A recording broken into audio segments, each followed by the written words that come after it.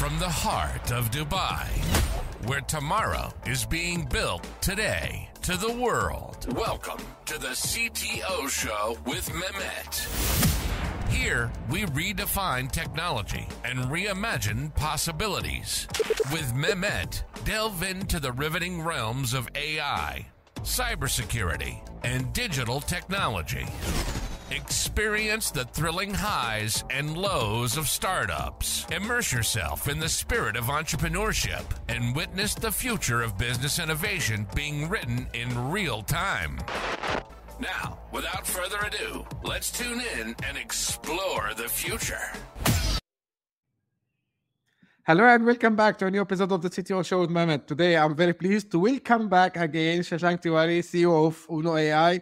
Shashank, it's nice to see you again here. Now, as it's end of the year, we're doing a couple of, myself, I will be guest in some podcast as well, to do a year in review, talk about, what we are waiting in 2024 and beyond. So thank you for making the time again today with me, Shashank. So first of all, tell me a little bit, how was 2023 from business perspective, and how can you, if you want, summarize how was this AI year, but from cybersecurity perspective? Absolutely. Well, firstly, thank you. Thank you so much for having me back. I had immense amounts of pleasure and fantastic conversation the last time we were together, which was a few months back. And I'm glad that we're reconnecting and, looking back at 2023 and, seeing what the year ahead, essentially the next one, the 2024 could bring for us, right? So good question, fantastic question, Mehmet. How was it for us? What learnings did we have? I think broadly speaking, 2023 was, in my opinion, a year of turning point or an inflection point year. We came out of the post-pandemic era, and there was massive amounts of euphoria getting into 2021, 22. And then, it started turning from extreme excitement into layoffs and, a lot of sort of pullback across the world with also, sort of the global world in turmoil. I thought 2023 was where sanity started creeping back in, right? And so from our standpoint, being in this area of intersection of AI and cybersecurity, an area that is seeing a lot of traction, a lot of love, a lot of excitement, we certainly had a very busy year. So 2023 was super busy year, both on the side of product and innovation, and then also on the aspects of, just broader market appetite, right? This was also from at least our standpoint, from Uno.AI standpoint, this was the time when we had the opportunity to do a general availability of our, broader exciting product. So, a lot more customer engagements. We matured from being an early access product into a, full-fledged enterprise-ready product with all the certifications and, all the sort of bells and whistles added. So that also allowed us to engage quite a bit. And, as that always happens with every enterprise company experience, it goes through its motions, right? You learn, you adapt, and you figure out which use cases have the maximum value. So personally, we spent a lot of time there.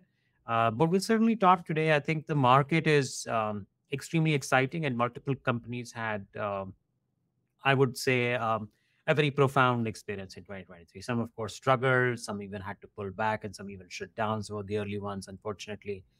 But also, it was a time when, a lot of people stepped back and started looking at fundamentals once again, right? The focus was back on what value are we delivering out here? Why do we exist?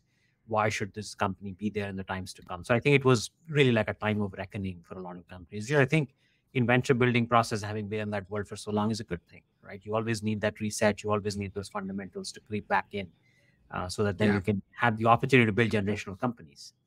Yeah, 100%. And what a year, actually. Let's start to dissect 2023 from, because at the end of the day, it's on top of mind of everyone, cybersecurity. And then we will touch on the AI part in that. So, every year we know that, we have predictions from the previous year that the cyber attacks will increase. So I think indeed we saw a lot of cyber attack that happened. But from your perspective, Shashank, have you seen any change in the way the threat actors have tried to change their, I would say, maybe tactics and strategies? have we started to see a new trend of attacks again? Because I know you talk to a lot of leaders in cybersecurity through your day-to-day enrollment and engagement with your customers. So, what have been, I mean, the top cybersecurity trends from customer perspective, in your opinion? Yeah, it's super important point and a great question there, Mehmet. So if you start thinking about cybersecurity, it's been an ongoing, continuing conversation, right? Like a few years back, people, leaders across board weren't even fully aware about the risks and the threats because of cybersecurity. That became front and center as we started seeing a lot more attacks that were extremely punishing, attacks that had uh, sort of substantial ramifications in terms of losses, in terms of risks. So I think that's what woke the whole the enterprise world up a few years back. And what has happened in 2023, I feel, has been at one level continuation of that. Certainly there have been more varieties of attacks, more frequency of attacks, and more types of threat actors and more types of attacks emerging. So that has certainly happened. There's no two ways on that.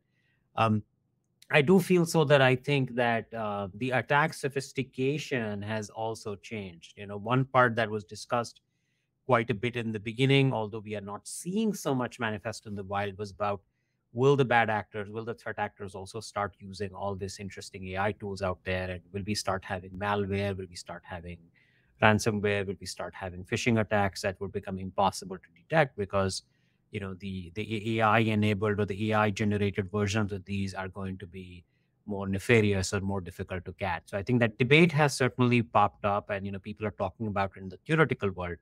um, don't know if that necessarily has been the biggest attack vector, though. I think, it's a reality. It is probably going to unfold, but we're not seeing too much evidence of that at the moment. So we're still continuing to see a lot of the attacks that have become prevalent, from the standard sort of ransomware, phishing centric, unauthorized access, data leakage, to some sort of exfiltration attacks. So those have certainly happened.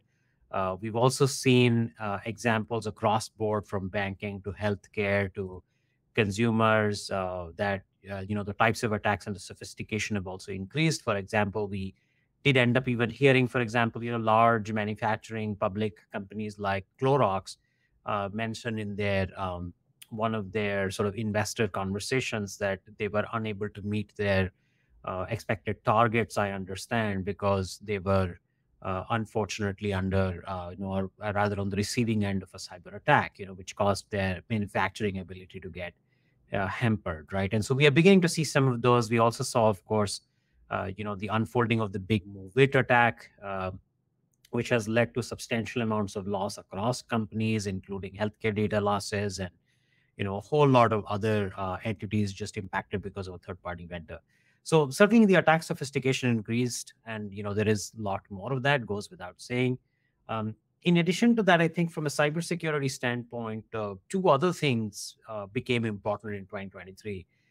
The rise of AI, in an interesting way, also led to questions about security in the world of, in the domain of AI, right? Or security in a post-AI world. So there was a lot of conversation around breach of confidential data or privacy or attacks that could emerge from the availability and adoption of these broad language model centric Gen AI tools. Would that lead to some new type of attacks? And certainly there has been a lot of conversation and study around it. We also started seeing a lot of conversation around privacy. Right now, sometimes the cybersecurity aspects and the privacy aspects are kind of separated out, but I think now we are seeing a lot of convergence of that, where the conversation of privacy is becoming front and center. Privacy, both in the traditional sense or also in the sort of post AI world.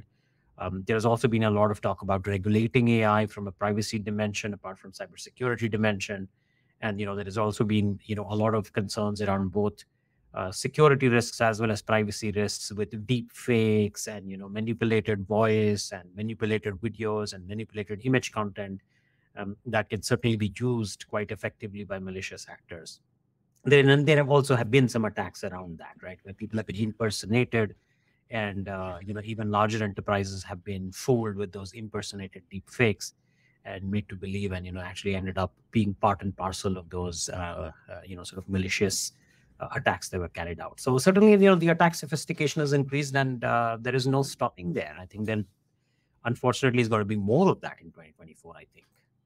Yeah, you mentioned a couple of incidents, and I think the biggest one, or the one that made a lot of noise, is the MGM one also as well.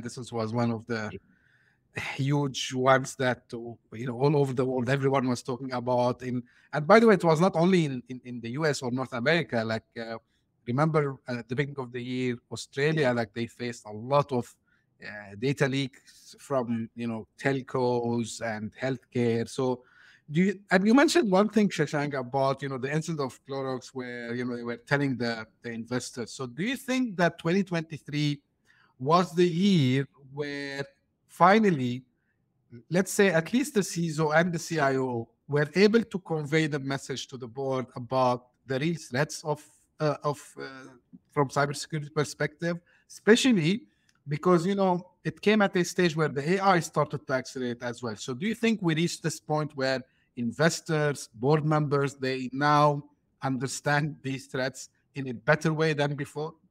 Oh, 100%. 100%.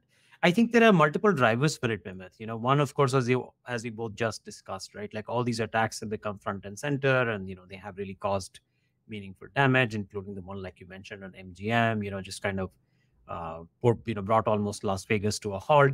And yes, there have been also rulings and sort of legal consequences. For example, the SolarWinds CISO was sort of charged for negligence, if you may. Again, there's a whole case still unfolding, but there was some of those pieces also came through this year. The SEC also stepped up their own controls over cyber attacks, and now they have, in fact, a new regulation that is going live here for public companies starting tomorrow, I believe, if I'm facts right, December 18th, which is really focused on active reporting and actively letting the consumers know. So, so broadly, when there is an incident that could have a material impact, as SEC likes to talk about it, which essentially is anything that is of consequence, broadly put. Usually states, some states out here mandate at least the party to disclose it and, let their customers know and let their important parties know. But now this no more broad mandate from SEC is also going to push a lot of public companies into this spotlight where they'll have to let the world know if there is an incident, which has a material impact. And in fact, there is a timeline set for it that they need to report that and explain that, I believe, within 4 days, if I've understood that correctly. And a lot of that ramifications of that will unfold. So certainly going back to your question, with all these severity of attacks, all the conversations underway, all the newer regulations coming through, all the consequences, which is also manifesting sometimes in terms of, real legal charges and, stock prices tumbling down or other kinds of real impact to business, I think it is certainly become, there is without a doubt that it has become a board level conversation. Today you don't have to do too much convincing, in fact, to the board or to the leadership or to investors that you do need a cybersecurity program. I don't think that is a trouble anymore. And it's also global, right? Like this problem is not just restricted to the United States, as you rightly mentioned. Attacks have unfolded around the world. There have been substantial attacks, down in Australia and New Zealand. There have been attacks in Europe. There have been attacks in the Middle East, South Asia, just about everywhere, right? And each sort of part of the world has seen the negative impacts of these attacks. So I think certainly the conversation has bubbled up to the board level, without a doubt. And I mean, the time is here. Let's put it that way, right? Like there's no more trying to convince that this is important, you should pay attention. It's already front and center, right? So I think there will be more conversations. In fact, I wouldn't doubt that now going forward, cybersecurity and your cyber posture and how smart you're about that will be in every conversation as, companies are valued or companies are acquired or people join a company or the market weighs them or partners weigh them. I think that is perhaps going to creep into all those conversations eventually. Yeah, indeed. And Shashank, if you want to also dissect kind of where the CISO and the security team, they're putting their efforts and budget in 2023, where they were more on the preventive part, which is good, or where the aftermath, like like where the things really start to kick. And I know here where you as Uno.AI you can help them a lot. So have we start to see this understanding that it's not only from preventing perspective, you need to think also about incident response, about getting things back. So how this changed during 2023? Oh, absolutely. Yeah. I think like the focus has become more holistic, right? The focus is certainly more comprehensive today as opposed to just one piece of the puzzle, right? And so, um, there is the classic sort of, you can parse it two ways, if you may. You can think in terms of prevent, detect, and then respond. The classic way that cybersecurity has worked. And you can also parse it in a way where you think of an incident or an attack as the sort of focal point or the access point or the pivot point, and then you have everything you can do before that to try and prevent and avoid it, everything you can do while that is unfolding, and then everything you can do, which unfortunately you're still subject to one, right? And I think all three have become very important because prevention is super critical. That's how you would get evaluated. CISOs and the cybersecurity teams would get evaluated in terms of how great are they at preventing, how great are they at understanding threats, and then of course absolutely, as you rightly said, that despite all your controls, despite all your good hygiene and health and all your strategic thinking, you might still end up coming under an attack, and it might become something that could lead to damage and may even lead to substantial damage. And in that case, I think it would be a lot about how do you understand the incident quickly, how you're able to respond to it at a very fast rate, how you're able to piece the story together, how you're able to get to the bottom of that at a very rapid pace. So certainly that has become an important piece of the puzzle. And then even beyond that, and which is where that unfortunately you were hacked, unfortunately you had a compromise, unfortunately you had data leakage or unauthorized access, but now you need to go and understand that to a level of detail that you can assess the damage accurately, whether it's from a standpoint of claiming your cyber insurance or reporting it to your investors and customers,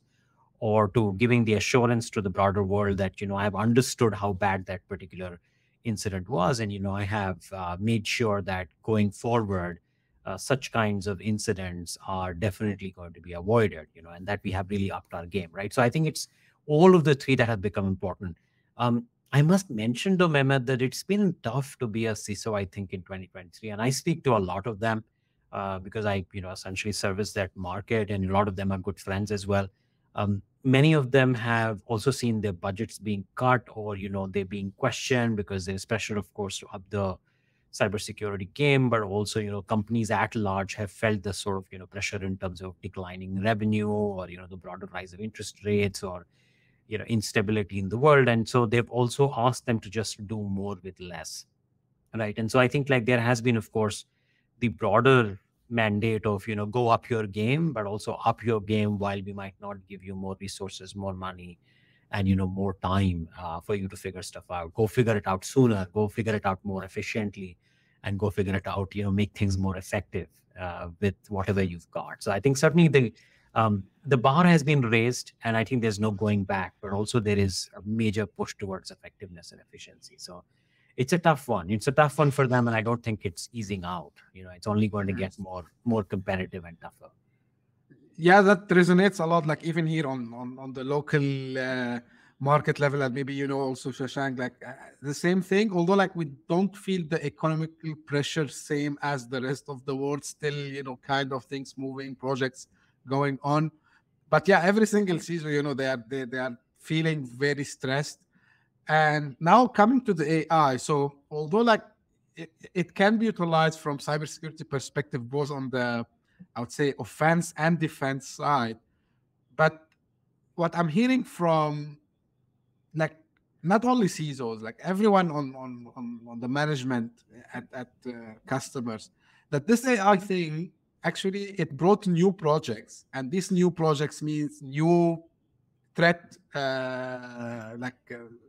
vectors to them, and they needed to keep it up between adopting the new technology and at the same time keeping things in proper, I would say, at least protected the way it should do. But AI raised this issues about privacy, about how you handle it, and we heard a lot of stories about even big companies that their data were actually put with OpenAI, ChatGPT, and the data were leaked. So how are you seeing this new AI thing? Because it's a fact. I remember the time I think we spoke in on August or July.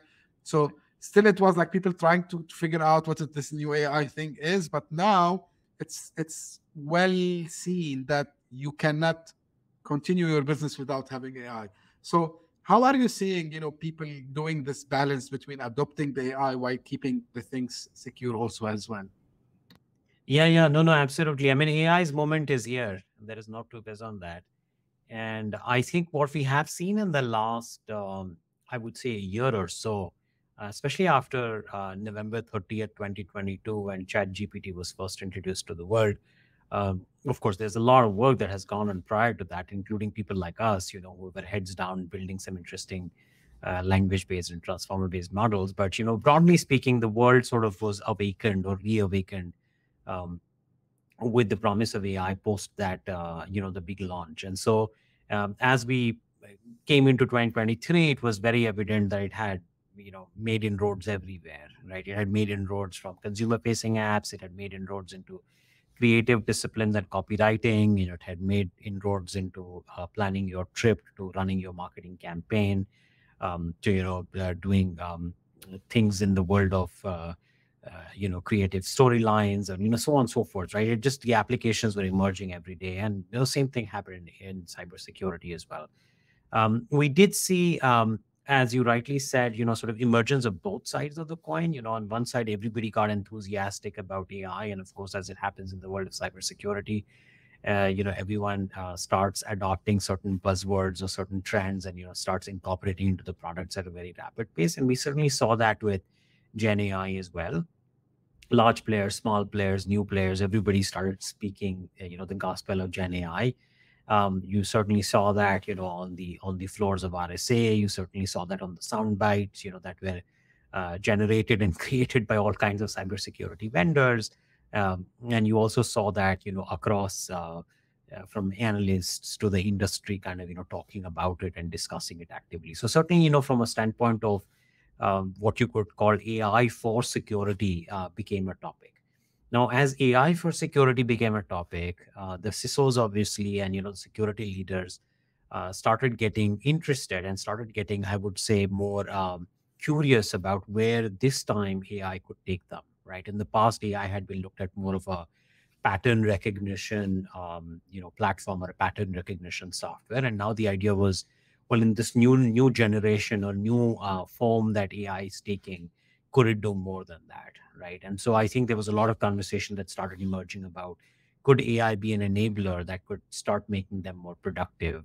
Could be this be the one that can help their people up their game, right? So there was a lot of that conversation that emerged, and so folks jumped onto it. And obviously the most accessible, easy to plug into and start experimenting with was Chat GPT and the OpenAI APIs.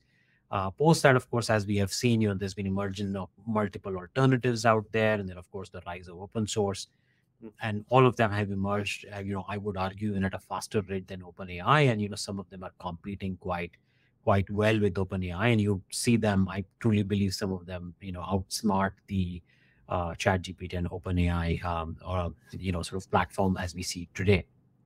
But having said that, I think as soon as these companies started playing with AI, the very first question that started becoming was, but what about security for AI, right? So we are looking at AI for security, like, we are going to use the power of AI to run our security programs better. But how about vice versa, because this is going to impose on us or create on us a new set of challenges. So, is that going to be actually more troublesome than the benefits we'll get from AI, right? So there's been this whole debate, if you may, that has emerged over the last multiple months, which is the AI for security versus security for AI, right? So you're on one side trying to look at the promise of, how you could leverage AI to become smarter, better, do more, unleash the capability that you probably don't have today. So that's the whole AI for security. And the other side, you are being pulled back by the concerns or the real threats or risk of, what about security for AI? Is this going to impose new kind of problems? Am I going to run into new type of injection attacks? Am I, going to inadvertently leak my confidential data, or, proprietary data, or some privacy sort of a piece puzzle might get unfortunately harmed, because now I am trying to just open up my enterprise data and my internal data to this AI engine, which sort of is like a black box, and it's very hard to kind of unwind from it. So I think like that has been the biggest debate, honestly. AI for security versus security for AI. Definitely causing a lot of cyber professionals to also be equally cautious as they're optimistic. They're just kind of struggling internally. Those two sentiments simultaneously, sort of coming at them. Yeah. Now moving to next year, what do you think? Of course, like AI will be one of the top of minds, right? But what other trends are you expecting to see next year, Shashank? Especially, like this AI thing, it looks like, as they say, the genie is out of the box and you cannot return it back. So indeed. But the things what we are trying to see, especially in the last 2 months, is like it's really, although like I try to cover every day, as you know, and I try to read a lot, but sometimes I'm feeling myself like very late to the party, as they say. So are we going to see the same momentum continuing next year? And how this will affect again cybersecurity and the whole technology market, in your opinion? Yeah. No, absolutely. In fact, I'm going to step back a little bit and try and give my 2 cents in terms of how I feel 2024 is going to be. And, that will hopefully also answer the question of AI and cyber and Sure. AI. So, my belief is that 2024 is going to be a very important year for us. And what I mean by that is important year, not just for us as a company, or, us as a sort of a sector working in this domain, but I think just broadly for humankind. And what I mean by that is, we had a very unusual last few years. The post 2000 era led to the rise of internet, and then we saw the whole emergence of mobile phones. The world has really changed post the internet and mobile phones. We saw rapid growth over 10 years, more than 10 years of, bull run, where so many applications, so many companies were built. It changed the way we interacted with the world. It changed the way we interacted with each other. It changed the way how we did business.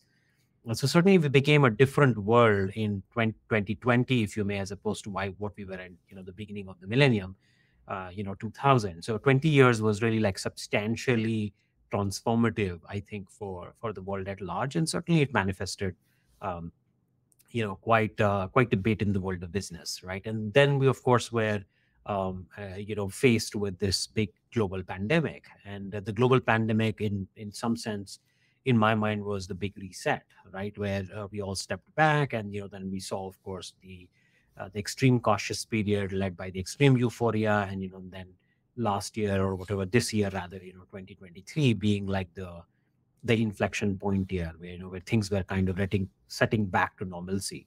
Now, what I mean by that is, I think 2024, in my opinion, is the beginning of the next leg, or the next era of the big transformative change that we're going to see over the next 10 to 20 years.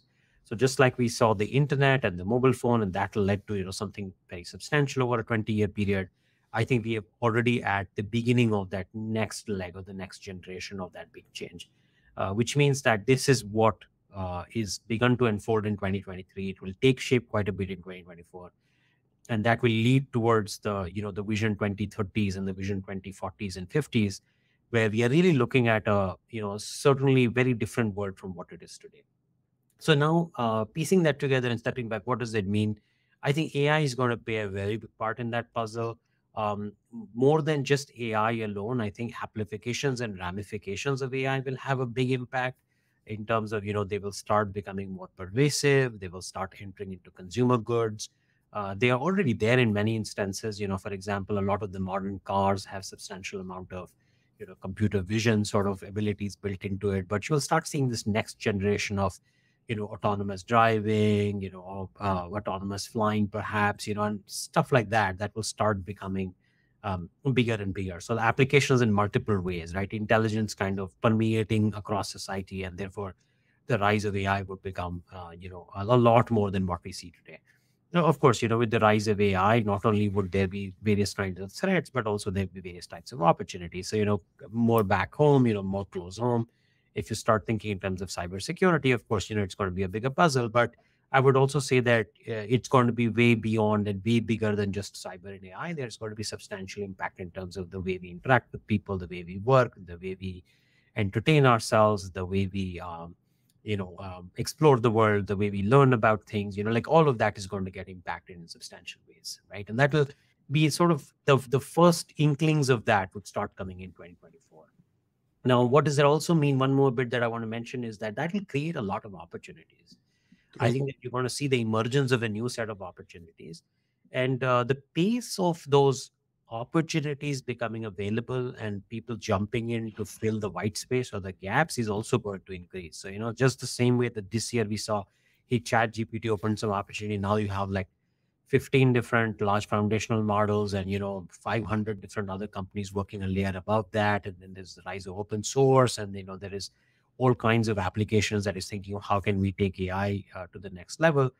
I think that will only accelerate. So I think if you start thinking about 2024, I have the feeling the first half of 2024 we'll actually see 2x the speed that we have already seen, which itself, as you rightly mentioned, is becoming impossible to keep pace with. There's just so much happening. Like, you really have to be on top of it, only do that full time to even just be aware of what's happening. So that's going to become 2x. So just imagine, that's going to become fairly chaotic, but also a lot more opportunity. That's what I think. But, the another part I want to add to this, though, is that it's possible that, like any hype cycle, it might get overhyped in some sense at some point in time. And that could lead to certain disappointment as well, in the sense that people might just get ahead of themselves and feel like what might become true in 2030 is actually going to become true in November of 2024, right? And so they will just over-index on some things or get over-optimistic. And then, as it happens with humankind, we get overly exuberant about something, and if it doesn't match up, or match our expectations, we certainly become very depressed about it. We feel like, hey, this is a promise where we got cheated on, right? So I feel like it's possible that second half of 2024 might also see a little bit of reset there, where people feel like, hey, we invested so much time, money, energy. AI isn't becoming what we thought it's becoming. So you'll have to give it some time too. I think like it'll take its own time, just like the internet did, right? Like, or just like the mobile phone did. It has to go through its own adoption curve, and it'll go through its own hype cycle. It'll go through its own norming forming. But I do feel that in the long run, 2024 is going to be a fantastic year, and I think this is the year to seize the opportunity for everyone. Yeah, hopefully. And to your point, I agree with you. Like, when people get so excited about something and then, they put expectations that actually are not realistic, and they say, oh, no, like this is not. And this is remind me, in the early days when some companies, they tried to come out with, you know, uh, small devices, hand devices, like the Palm and the other ones, and it didn't work with them until the right moment came again, and then you have the iPads and the Surface and all this. So yeah, pretty much I think the same thing is already happening today, because people, this is what I try also to cover on the show, that like the AI thing is not only what you see through a chat box, and we talked about that the last time. Yeah, but I'm also like very excited, because now we have, it's not because I have something against the company, but I love to see at least two players in the same domain. So now we have another player to challenge OpenAI, and this is good, because they're gonna be forced to innovate, the others gonna be forced to innovate, so everyone will be a winner at the end. Now, shifting a little bit gears, Shashank. So we talked about the market and how the market was tough. So I know for a fact the market was tough in the US and in Europe and in some other part of the world. It was not the case, honestly, in the Middle East. And I've met you. I had the chance to meet you face to face here in Dubai. So from your perspective, how did you see? First, let me break it down into questions. So first, are we going to have a better market conditions globally next year from, of course, all the discussions you are having with the executives and so on? Second question, how are you seeing, my region, the Middle East region between Dubai, United Arab Emirates, Saudi Arabia? How did you see or saw the difference in the dynamics, I would say, in the market between the US and this part of the world? Yeah, lots of fantastic questions there, Mehmet, and lots of learning for me this year. As you know, I not only am um, actively building a company and in the midst of all of these conversations with various kinds of leaders here, but I had the chance to go and interact with a lot of leaders in the Middle East as well, and continue to do so. So um, let me answer the first one first about the US markets and the global Sure. market at large, and then of course we can cover some more on the Middle East per se, because I think there's a lot of exciting stuff to talk about that region as well. um, so if you think about the US markets, it was actually a confusing market in 2023. I wouldn't necessarily say it was a negative market or a market which was going through a recession, because honestly speaking, I think although we did see the rise of interest rates, it is generally a low interest rate country, with a high growth type of, very optimistic type of a system where people like to invest and spend, and therefore, like to grow on to the next set of promises. That certainly pulled back a tiny bit because of the rising interest rates. There was certainly a little bit more conservative approach to things, where companies which had gotten ahead of themselves during the pandemic period started laying off and kind of self-correcting a little bit. But at a broader level, though, I do feel that the American economy still came out very strong. For companies that were doing meaningful work, there were still plenty of business on the table. The stock markets, if you start thinking about it, for companies that have strong fundamentals, rewarded them. Sure enough, they were not the euphoria level sort of valuations that we saw in late 2020 2021 period. Certainly there was a little bit of correction, but having said that, I think we did see the market kind of bounce back, and we did see the market reward all the ones who had the fundamentals strong and revenue growth occurring in a good positive manner. And that was also very evident if you start looking at people who invested in AI, for example. The Microsoft stock certainly saw very positive upward movement. Same thing happened in the world of cybersecurity. You did see a lot of strong performance from players like, the larger ones like Palo Alto Networks or CrowdStrike, or, the various others. So I think like overall, the market wasn't really, I would say, as much in a depressed state or kind of a recession, but it was more in a corrective state. It was more in a pullback. Let's reset. Let's go back to fundamentals. Let's focus on what really can help us succeed in the long run. I think that's what ended up happening. Of course, it was deliberate as well, with the Fed kind of increasing the rates. And now I do feel like it will pave its way towards things easing out and the market kind of getting more buoyant in 2024. And, then perhaps towards the end of 2024, coming back, as I was saying, more towards normalcy, where you start seeing the public markets becoming more receptive to IPOs, and the broader business becoming a little bit more optimistic. So that's certainly going to be, I think, the sentiment. At least that's my hunch, basis all the data that I have seen after all the conversations I've had.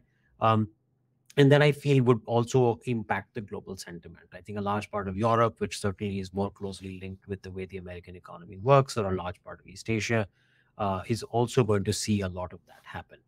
Now, having said that, the world still has a couple of unknowns that people are not able to piece completely together. I mean, there are a couple of sort of live wars underway, if you may. There is a lot of geopolitical realignment that's going on. And I think certainly the global markets at some level are worried about it and trying to understand the scale of the impact of that.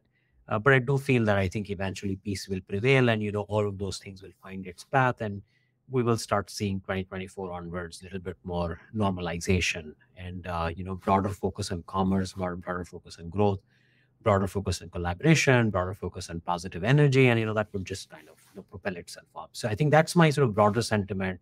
I'm an optimistic optimistic person by nature, but also I do want to, as I always do, a realistic sense of my understanding of the market, and given my own personal optimistic outlook plus understanding of everything that I have been ingesting and understanding, both from other experts in the field, from executives and investors on one side, to just looking at the data, I do feel very convinced about it. So I think that's my sort of broader take there.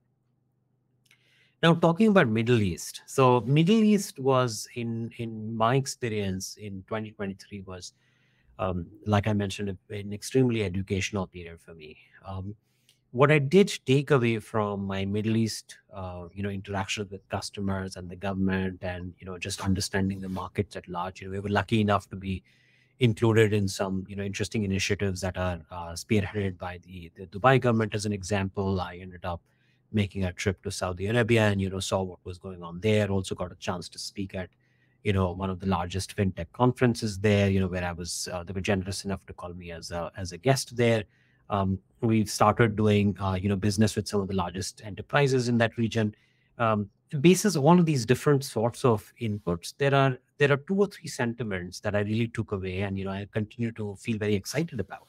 Um, One is that region at large, of course, led by UAE and Saudi Arabia, I would say, and maybe even Qatar, although my understanding of that market is a little lesser than the other two, um, is that there is a lot of enthusiasm and there is a lot of deliberate ambition and deliberate excitement to go invest in technology. So I think like that's something that is very evident. That's something that is very clear.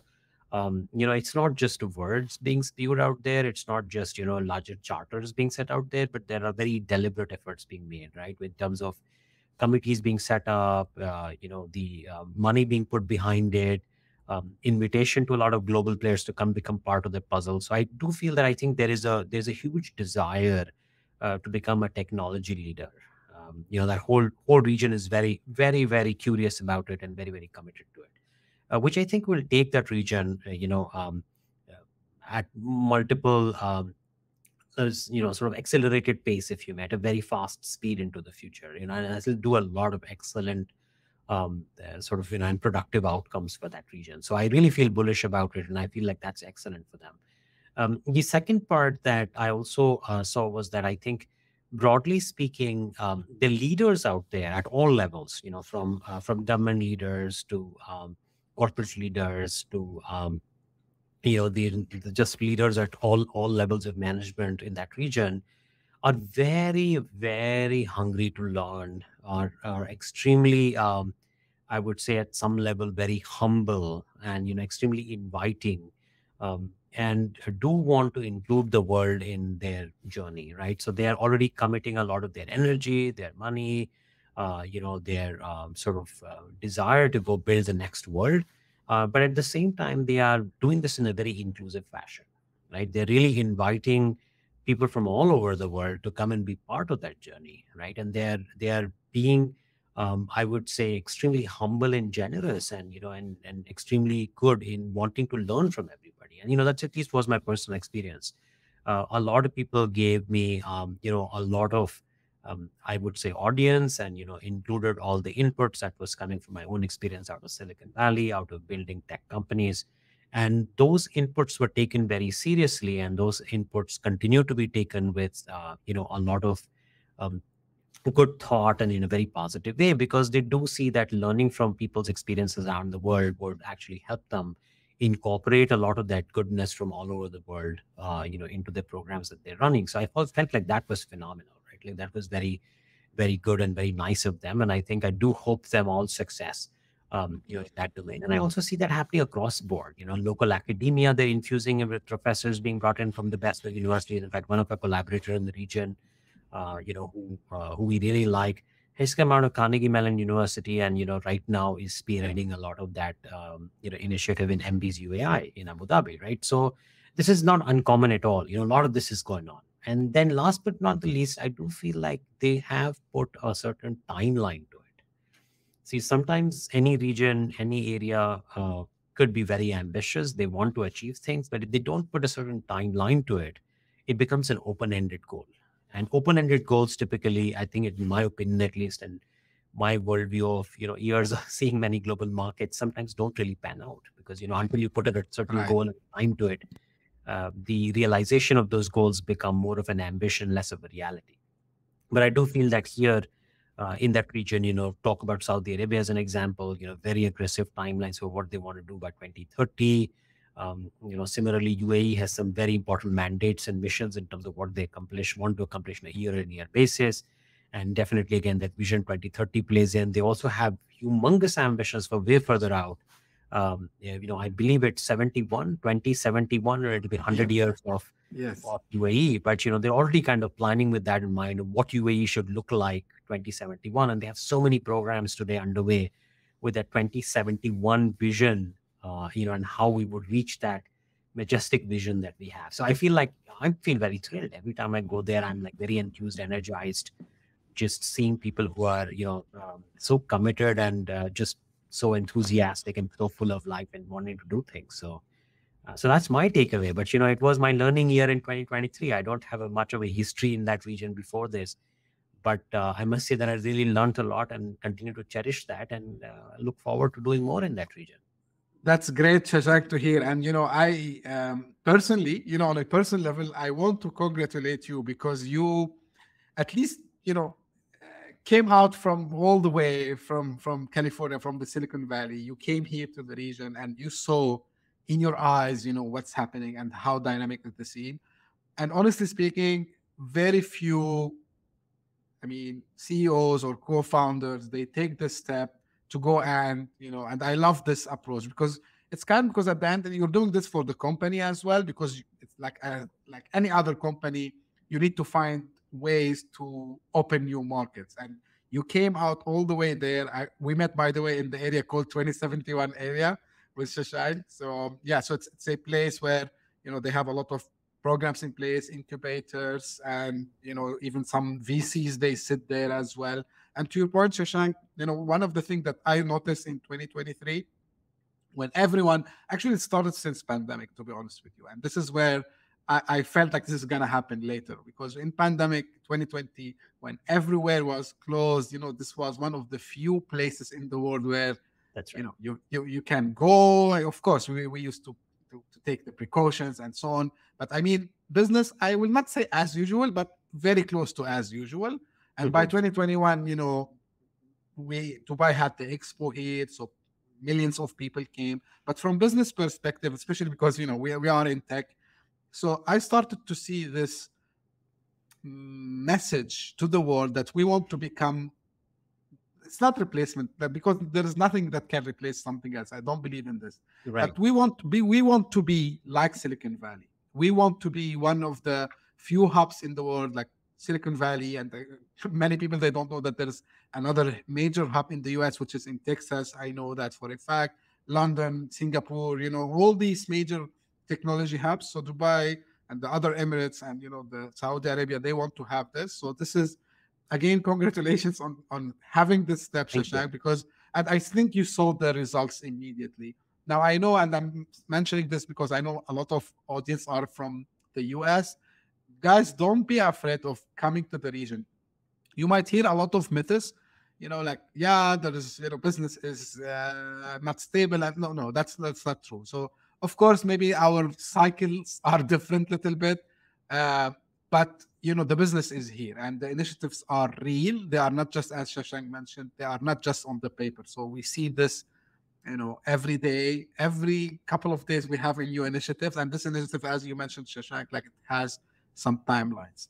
So again, congratulations on having, the operations running here in the region. I believe, because what also from technology perspective, you're trying to solve a real problem, which we face here as well in the region. So this is why I believe, you will have a success. Now, last thing before we close, Shashank, and because it's related to the markets, I was hearing from a lot of people that it was a dry market for companies who are trying to raise funds this year. Is this also changing? I'm optimistic like you, by the way. I believe 2024 will be much better. But for startups, because I know that a lot of startups, unfortunately, they run out of cash. And I know for a fact, even some of them, they try to come here to the region. Of course, the dynamics of the region from fundraising is not similar to the US, even from scale perspective. But are things easing up next year when companies, and say, I need your advice for a founder who's about to raise funds. Like, will his or her life will be much easier in 2024, or it will be tough, same as 2023? It's a good question, and certainly it's it's something that I understand well. Broadly speaking, Mehmet, I think it's been a tough year for fundraising for the broader markets in 2023, right? So 2023 was a year that, remember, was essentially a period that was the post 2021 boom, right? And so what that really means is people had overinvested, people have invested, at much higher valuations, and they had seen the market pull back. And as it happens in the case of investing, a lot of that is emotional, a lot of that is behavior driven, a lot of that is, sort of either it's fear or greed driven. And I think fear had really caught the broader sentiment. So Certainly, we saw a lot of funds becoming a lot more cautious, writing fewer checks, writing smaller checks, asking for more scrutiny, looking at more fundamentals. Certainly the whole mood changed in 2023, and that meant that for a lot of companies, it had become incredibly hard to raise whatever round they were raising. I think the earlier phase rounds were still more active, but if you're a slightly later stage company, it had become even tougher unless you were the exceptional company that had all the numbers and everything else in your favor. It had become even more difficult because ultimately, I think for a lot of these funds that invest in late stage, they were unclear about what the exit is going to look like, right? Given that the public markets were drying up and IPOs weren't happening at the same rate, that they had seen in the prior few years. So certainly it was a very tough year, right, in 2023. The only segment that continued to see love was AI. In fact, I think that AI certainly was one place where you continue to see some higher valuations than normal. You also saw investors get excited about it and get into deals. So that was the only one I think where we're seeing a bunch of deals happen in 2023. Plus, in addition to that, we also saw that certain other evergreen markets is what I would call them, including cybersecurity, continue to see activity, right? So there were raises and there were infusion of funds all across board. Again, a little bit more conservative than prior years, at least the immediate prior couple of years, but nonetheless, I think there was some activity. Now, having said that, if you were building a SaaS company, if you were building, a company that didn't fall into a couple of these, special categories for whatever reason, you were still a great business.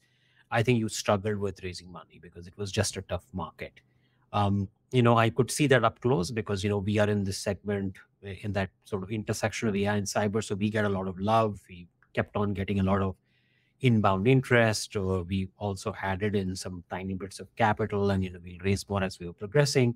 But that was because of multiple reasons, not only because we had very compelling product and platform, but also all the progress we've been making. But to be very truthful, I think we were the exception rather than the norm. I think that in general, the norm was extremely difficult market, and there's no two ways on that. And even for people like us, I think compared to the prior year, we had to do more justification, more explanation to do whatever we were able to do in 2023. Now, walking into 2024, which is, I think, what you kind of, pointed towards, like, hey, if you're a founder today and raising, given what we both have kind of discussed right now, a tight market, what would 2024 look like? My suspicion is 2024 is going to be a slightly better year than 2023 in terms of fundraising. The reason being that, ultimately for a lot of these funds, they also have to do deals because they have their own charters. They usually have a 10-year horizon. They have money sitting there, dry powder. They've got to deploy it. Their charter is not to just keep the money in the bank. So, definitely there'll be more activity. But I do not see them deviating from a cautious approach. So they will certainly do a lot more scrutiny. They'll expect a lot more progress. They'll expect a lot more of, thoughtful sort of company building at all levels, from founders' ability to pull it off to, is there a real demand for that product, to, product market fit if you're a little further along, to, what does the market size look like? Like all of those questions that normally investors anyway indulge in, I think are going to become pieces that they will certainly want to make sure that they're comfortable with, right? So that certainly there's going to be a bit of that. But having said that, I do feel that the second half of 2024, and usually, at least in the US, there are two cycles when it comes to fundraising. I mean, again, globally it's different, and I know in the EMEA markets there are generally a little bit more process centric, a little bit more conservative in terms, and also I think there are big funds there. I mean, there are humongous large funds also in that region, which also play quite actively in the US markets. For example, the funds out of Saudi Arabia, some of the sovereign sitting out of Abu Dhabi or Dubai. These guys are global players, but nonetheless, I think at the broader segment, it's still a certain different style that an approach that they take. But if you start looking at it, is the US market. So this is again a guesstimate. There are usually two cycles. One round of funding usually gets active somewhere around beginning of the year, which goes on till about spring. Usually you see a lot of activity in the February, March type of time frame. Then summer sets in and things sort of taper off a little bit, and then things pick up again in the fall, right? As people come back after their vacations and they want to do a few more deals before they close the year. you see a lot of activity in the September, October type of time, from like basically late August to early November is when a lot of deals get done. My hunch is 2024, you will see a bunch of deals being done, and so the market's becoming a little more open. But the second half might see a lot more activity. And the second half might see a lot more activity because by then, assuming that everything that we are expecting 2024 to kind of, deliver for us as a society probably will start coming through and things will start getting more back towards normal globally. And also, I think the second part would be that the public markets, I think, would start getting into a mode where they might become more receptive towards, an IPO or, more M&A activity will increase, which generally has a downstream impact of, generally the funding community getting more excited and saying, okay, let's go write more checks. Let's fund more companies because there's an opportunity to build a lot of generational companies. And, there's a lot of transformation that we're going to see in the times ahead. So now is the time to invest. So I think that's how I kind of think about it, broadly speaking. Yeah, hopefully everyone is waiting more IPOs in 2024, I believe, because there are a lot of companies that are due. I know in the US they are due to IPO. And good you mentioned, Shashank, about, like the 10 years of the VCs, because they have to get this money. They take it from their LPs, LPs, and they need, and as GPs, they need to spend, not to spend, they need to invest that money. To your point, and it's good you mentioned that it would be educational if someone in the US or someone who's not from this region about how these big funds here in the Middle East, they act, even the VCs, by the way. So yes, as you mentioned, they are more cautious. Ticket sizes are not same as the ticket size in the US. So what might be a seed fund in the US might be a pre-seed thing here. And what's Series A, like the numbers change a lot. So yes, of course. Like seed fund of $2 million or $3 million is something normal in the US. So here they don't call it seed. It's like a Series A or something like this. So these numbers can change, but good you mentioned that, Shashank. And yeah, so like this, really, I think we covered quite good about 2023 and what we are waiting for 2024. And I love this time we had the chance to talk about the market and the conditions. And again, thank you, Shashank, for making the time. Second time with me, actually third time, because we met one time face-to-face also as well, and hope to see you when you are back in the UAE and in the region. And thank you very much for sharing your expectations for 2024. And, as usual, this is how we end, every episode.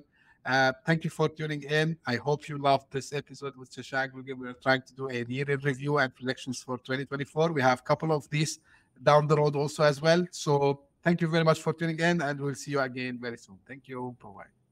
Thanks so much. Thanks for having me again. My pleasure. Hit that subscribe button. Share the show with your tech-savvy friends and fellow entrepreneurs. And leave us a review on your favorite podcast app. Your support means the world to us.